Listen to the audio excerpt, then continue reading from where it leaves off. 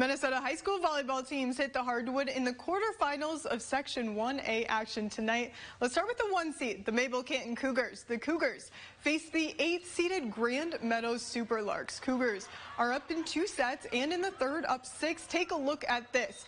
Block at the net right there for another Mabel Canton point for the Superlarks. A block at the net for Haley Paul, but Cougars' Sahara Morgan places that one perfectly. The Cougars are up 8. Match point here, and Mabel Canton gets it done right there.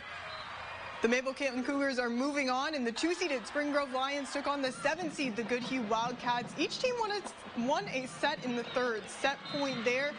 Lions, Sydney Holland places that one perfectly to put Spring Grove up 2-1 in the fourth. Wildcats up by 1 here, force a 5th set right there. And then match point for the Wildcats. And they get it done with a net interference call on the Lions. Goodhue beat Spring Grove in a battle 3-2. And the 3-seeded Alden Conger Knights took on the 6-seeded Fillmore Central Falcons. Falcons came out hot in the first. Caitlin Shevel with the kill. Falcons up 3-0. And take a look at this. Knights, Libby Bell with the finish. The Falcons are up by just 2. And Fillmore Central places that one perfectly for a Falcons point. This one is not done yet. The teams are in the 5th set right now. And the 4-seeded Kenyon Wanamingo Knights face the 5-seed, the Bethlehem Academy Cardinals in the first. Cardinals are up 22-19. Cardinals Olivia Glumac block at the net, but the Cardinals cannot return it there. Knights cut the lead to 2, and Morgan Wilson with the return. The Knights cannot keep it alive. Set point for the Cardinals here, and they take the first set. The Knights get the 3-2 win over the Cardinals.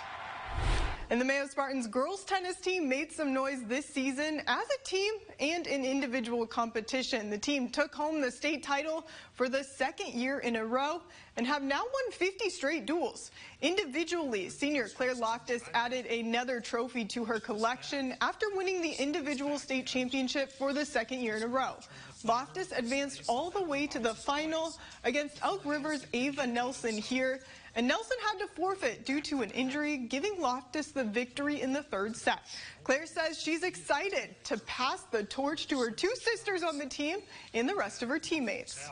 3 seniors in the top 10 leaving, but I mean, outside of the top 10, we have a really strong JV. So I know, like, obviously it's sad to be leaving, but the team is in good hands. There's lots of players who I know will fill our spots, and they'll do just fine. I know that the team will continue to succeed over the coming years. And then as for Claire, she says she has a verbal agreement to play at the next level, but has not announced it yet.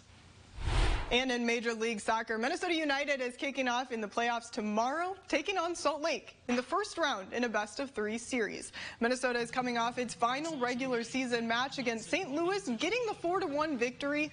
Now, as far as the team's postseason opponent, the last time Minnesota and Salt Lake faced each other, both teams were scoreless at the end of regulation. Head coach Eric Ramsey talks about the Loons' approach heading into the playoff series, starting with taking it just 1 game at a time. I think we can go there knowing that we've had 2 good performances against them, particularly very recently there in difficult conditions, so we've got something to lean on there. But we'll take this game on its individual merit. We, probably 2 games on, have evolved again. I would say they will look slightly different for a couple of players that they've missed, so it's making sure that we really sort of individualize our preparation for this particular game. Minnesota and Salt Lake kick off tomorrow night at 7:50 at America First Field.